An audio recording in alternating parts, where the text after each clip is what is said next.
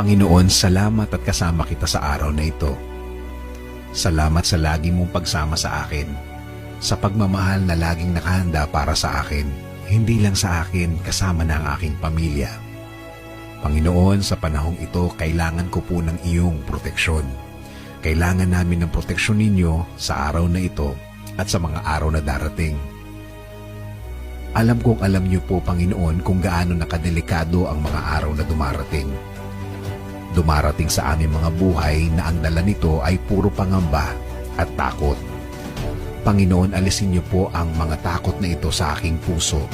Turuan niyo kaming maging matapang para harapin kung anong dala ng panahong ito, Lord. Alam namin, Lord, na matitindi na ang mga sakit na nagkalat ngayon. Alam namin na pagrabi na ng pagrabi ang sitwasyon ngayon, na kung titingnan mo, parang hopeless na